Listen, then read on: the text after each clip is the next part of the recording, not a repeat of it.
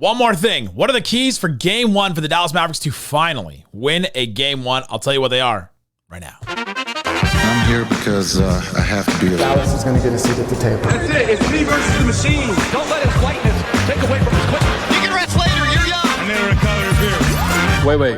Wait. One more thing. Welcome. You're still locked into the Dallas Mavericks. My name is Nick Angstadt, media member and your best friend covering the Dallas Mavericks on the Locked On Podcast Network, your team every day. Today's episode is brought to you by Game Time. Download the Game Time app, create an account, and use that code LOCKEDONNBA for $20 off your first purchase. Terms apply. The keys to game one.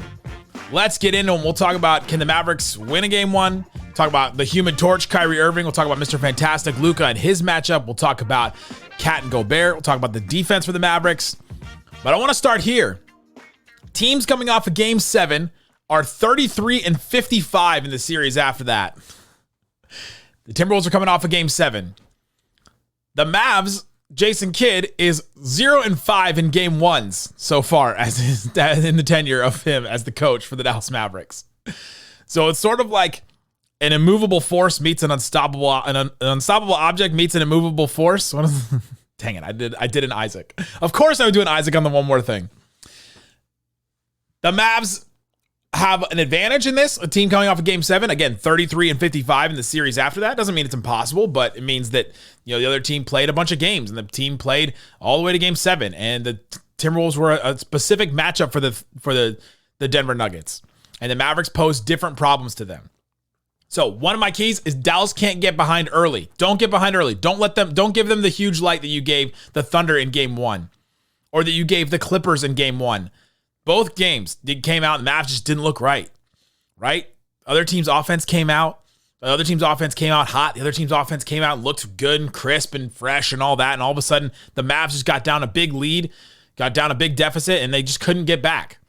And if that happens, especially not even just in Game 1, but in the games after that, then all of a sudden you go down 0-2, you go down, even 0-1. You're digging yourself out of a hole. And the Mavs dug themselves out of a hole against the Thunder a little bit, against the Clippers a little bit. But can they do it against the Timberwolves? I don't know if you want to test fate that many times going down. But with Jason Kidd, he's 0-5 in Game 1s, but he's 4-0 in Game 6s. So you gotta give him credit, right? Touche. You gotta give him credit for that. And I think Jason Kidd deserves some credit. And I think that, I don't want to feel confident going into a Game 1, but they got to win one of these, right? I mean, 0-6 in Game 1s would be wild. Wild. One more playoff series than he's lost, and yet can't win a Game 1. That would be insane. What a weird... six times, I feel like would be a trend, right? Is 5 a trend yet? Well, it's two different teams. It's two Game 1s with one team, and then it's 3 with another. It's like, it's okay. But 0-6, like every single playoff series you've been part of, you lose game 1. I don't know. That would be a trend to me. But I'm going to give Kidd credit. 4-0 in Game 6s. He's got it done when it matters. And Jason Kidd is now, for the Dallas Mavericks, the only head coach for the Dallas Mavericks to ever go to 2 conference finals. Rick Carlisle went to the finals once and then went to the second round, and that was it. Avery Johnson went to the finals once and then went to the second round in 2006. Did I say 2006 for Carlisle? It was 2009 in the second round for Carlisle. Don Nelson went to the Western Conference Finals in 2003 and went to the second round 2 other times. So not only is he the only coach that's ever gone to 2 conference finals for the Mavericks, he's slowly going to be the only coach that has gone on multiple runs. Because Carlisle, you got the finals, and then you've got the second round in 2009. And that's it for Carlisle, making it past the first round. Then you've got Avery Johnson, 2 different. He only had 4 playoff runs, but made the finals and then made the second round once. So that's 2 different times he's been out of the first round. So Carlisle only got out of the first round twice, and Avery Johnson only got out twice. Don Nelson, same thing. Western Conference Finals in 2003, second round 2 times. So 3 times he's been out of the first. He was out of the first round with the Mavericks. Jason Kidd is slowly, if they win the title this year and then you move on in the playoffs some other times, it's moving up as one of the best coaches in Mavs history, which is kind of wild. But are the Mavs allowed to win Game 1s? That's maybe the question. Are they allowed to win it? If you ever grew up in a state or in a city where it snowed a lot, growing up, we had this thing called the snow dance, where you're supposed to like turn your pajamas inside out, supposed to do this dance, and it was supposed to like bring down the snow. And the snow would come, and then you'd be off of school the next day. In Dallas, I don't know if we want to bring down the snow all the time because bad things happen. But if you've got some kind of snow dance for a game one for the Mavs to win, if you've got any kind of like superstitions or anything like that, let me know. Let me know on Twitter, or let me know in the comments on YouTube if you've got superstitions for the Mavs that you do before the games. I know that some people, I was talking to a friend that's a Minnesota fan, and he's like, well, I was doing this while they won this game, so I guess I got to do it again. I guess I got to wear this shirt again. If you've got any superstitions like that, let me know in the comment section on YouTube, or let me know on Twitter at NickVanExit. I'd be curious to see if anybody has some superstitions, and maybe we could utilize them for the Mavs to actually win a game one this time. Another key for the Mavs. Kyrie Irving, talking to you, reestablish the Human Torch. Bring it back. Bring back the Human Torch, because he just didn't really have it in the Thunder series. He had a couple of little runs here and there, but if the Mavs can reestablish the Human Torch in Kyrie Irving, I feel so much better about their position in this series. Anthony Edwards has already come out and said, the matchup for me is going to be Kyrie Irving. He's going to be guarding Kyrie. Anthony Edwards' defense has been very good. He's guarded some great players so far. But if Kyrie Irving can do anything like what he did in the regular season, the only time that Anthony Edwards guarded Kyrie scored 35 points on him. And the Mavs won that game. And that was even before the trades. Dwight Powell started that game. I just like all of you to remember that. If Kyrie Irving can reestablish the Human Torch, where throughout this whole season, he kind of like floats around in the first half of the games, and then in the second half, in the third quarter, fourth quarter, we expect the Kyrie run. The capital T, Kyrie run. And then it happens. And he goes off on a little run, and it really helps the Mavs either get back in the game or extend their lead. And it's just been a huge key for the Mavericks, and they just didn't really have it because of the way OKC was defending him. I think that the Mavericks will be able to attack Luka's matchup a lot easier than they did against the Thunder. We'll talk about that a little bit later, but they'll be able to attack that a little bit better. And so it'll put more pressure on Luka and take some of that pressure away from Kyrie that the Thunder were able to give Kyrie. And if that's the case, then we can get the Human Torch back. And shout out to my guy Ryan on Twitter, who pointed this out. Kyrie does really well against Mike Conley. Yesterday on the One More Thing, we talked about how if the Mavs can play off Conley or Gobert, that's a huge thing for the Mavericks. And Kyrie does really well against Conley. He does really well against smaller guards normally. Cason Wallace did a great job on him. He did not do that well on Cason Wallace, I thought, even though he's kind of a smaller guard. But Mike Conley against Kyrie, that's a good matchup. Bring that switch every time. If they're going to give up that switch, Kyrie's got to attack that switch. And between him and Luka, they can take Conley out of this series. And I think that's really good for the Mavs defense if they take out Conley, because he's been a real calming force that's really like set the Timberwolves into a good place. But I really think that we get the Human Torch back. I've been calling Kyrie the Human Torch all season. I've been calling Luka Mr. Fantastic because he can give you anything that you want. He can stretch and figure out ways to, attack defenses. But Kyrie's been the Human Torch because he can flame on and he can just go.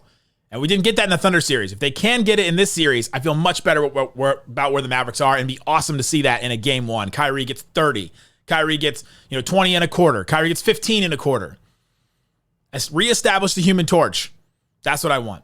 Coming up, let's talk about Luka's matchup. Let's talk about who's guarding Luka and how we feel better about this matchup compared to the ones that Luka has faced in the past. Talk about that coming up. Today's episode is brought to you by Game Time. Game Time has the tickets that you need and you want to go to all these different places. There's so much stuff this summer. Oh my gosh. So many different things I want to go to. Concerts, theater, different sporting events, things like that. Wings games. I'm going to be using Game Time a lot for Wings games this summer. You get priority last minute deals. Save up to 60% off buying last minute tickets for sports, concerts, comedy, theater. Recently went to a show. I waited. I sat around and waited, and I watched the prices drop, and it was a really nice feeling, because usually you're watching the prices go up on a lot of things, but on Game Time, they go down. They have flash deals, zone deals, all kinds of stuff. You can toggle all-in pricing, because when you ever buy tickets, you see the price, and you're like, I know this is what the price says. Like, it says it's under $100, and you get to the end, it's $150, because there's all these fees and stuff. Toggle the all-in pricing. You can see it all right up front. Take the guesswork out of buying NBA tickets with Game Time. Download the Game Time app, create an account, use that code LOCKEDONNBA for $20 off your first purchase. Terms apply. Again, create the account, redeem the code LOCKEDONNBA for $20 off. Download Game Time today. Last minute tickets, lowest prices guaranteed.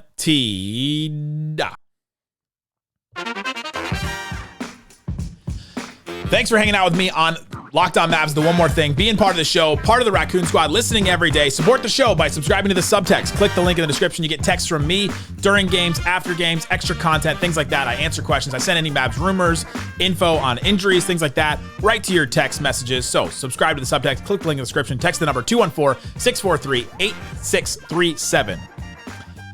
All right, Isaac, let's talk about some more keys to Game 1 for the Mavericks. I talked about reestablishing the Human Torch with Kyrie. Let's talk about Mr. Fantastic, Luka Doncic. Dominate the McDaniels matchup. That's the key for Luka. Dominate that matchup. McDaniels, great defender. I think he get all defense consideration. I don't think they've come out with those teams yet, but he's going to get all defense consideration. He'll probably get on all defense. Really great defender. But he's a long, lanky type defender and not the stocky, strong, can stay in front of Luka type defender. I think Luka does a better job on those type of defenders than he does on the Dorts. Remember when Ben Simmons was defending him really well? There's guys like that can stay in front of him. Luka's knee affects this a lot. But I think Luka's knee doesn't hurt him as much when he can overpower a defender compared to when he needs to get by a defender like a Lou Dort. And so I think if Luka can dominate the McDaniels matchup, it goes back to what I said about Kyrie and the Human Torch. And Mike Conley. If Luka can dominate the McDaniels matchup, then the Timberwolves have to send more help to him. They send more help to him, takes the pressure off of Kyrie a little bit more, allows him to be opened up to one-on-one coverage, and then all of a sudden, the dominoes start falling for the Mavericks. So if Luka can dominate that matchup, that's massive. And the help that comes is probably going to be something like Gobert or Karl-Anthony Towns. And if you can all of a sudden get the switches or get Karl-Anthony Towns and Gobert to start helping on Luka a little bit more, then you get him into foul trouble. And if you get him into foul trouble, if you do this, then you do this. Then you do this, then you get this. If Luka dominates that matchup, Kyrie gets less coverage on him. He gets open more. If Luka dominates his matchup, they send more help. And then maybe Luka gets Gobert and Karl-Anthony Towns into more foul trouble, which helps the Mavericks on both ends. It's dominoes.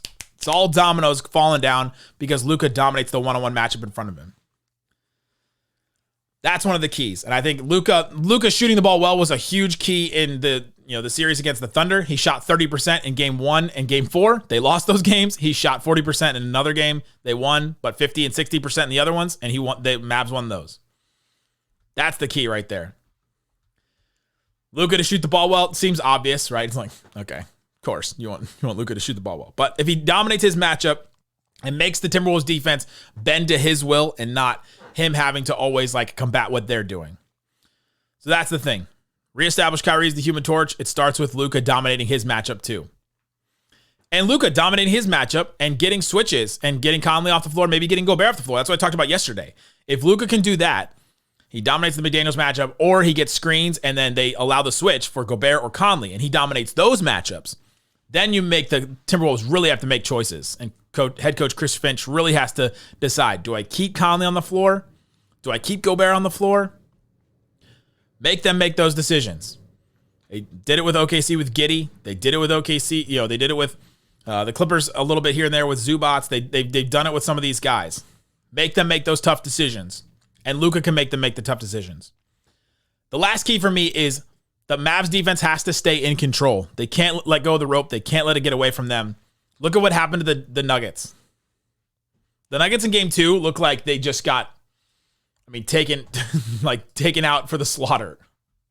The Nuggets did not look like they were the championship team that's supposed to be this poised, great, everybody believes in them. They can win anybody. They can beat anybody. They never get completely flustered. They lost by 26 in that game.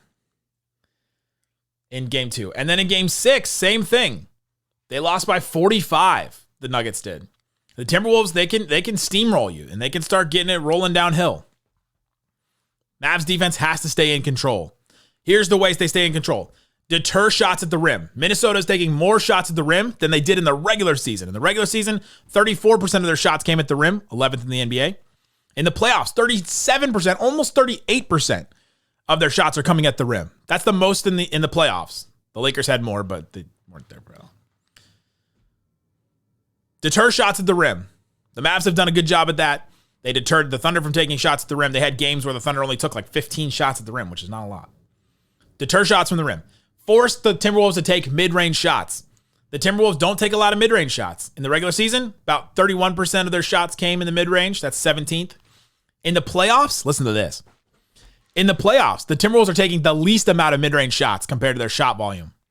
27%. That's 20th. That includes the play-in teams. So they're not taking a lot of mid-range shots, and I think it's because they're trying to maximize the right shots that they want to take. They're also getting a lot of shots at the rim, which helps them. But they don't have a lot of like mid-range assassin guys. Ant, obviously. Towns, I guess, can a little. Conley, maybe a little bit with a floater. I feel like I said this exact same thing yesterday. It's still my key. Force him to take those mid-range shots. Force Shaden McDaniels to take the mid-range shots. Force Nickeil Alexander-Walker to take those mid-range shots. Force Naz Reid to try and take some mid-range shots. If you do that, I think that helps the Mavericks, and their defense can stay in control. Take the shots that we want you to take. The last one here is these wide-open threes. So Matt Moore pointed this out on Twitter. I thought it was interesting. The Thunder, the players that took the most wide-open shots with the Thunder were Lou Dort, Josh Giddey, and Jalen Williams by like a lot. They took the most wide-open threes. Those are the guys you would want to take the most wide-open threes.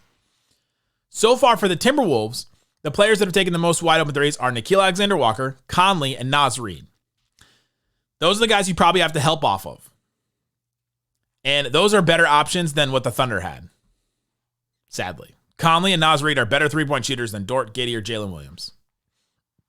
And so the Mavs have to be choosy and picky with who they allow to take those wide-open threes. It's not going to be as easy as it was against the Thunder. And so that's something I'm definitely watching. That's a key for me is those wide-open threes. The last one is about Naz Reid. Don't lose Naz. Don't lose Naz Reid. The Mavs lost a game this season because Naz Reid went crazy and hit a bunch of threes. And he got all these wide-open threes, knocked them all down. And I looked back at the episode that Slightly and I did after that game. It was like December 14th. And I looked back at that game, and I just one of the things in the rundown on the side, the graphic on YouTube, was the Mavericks got Dante Exumed by Naz.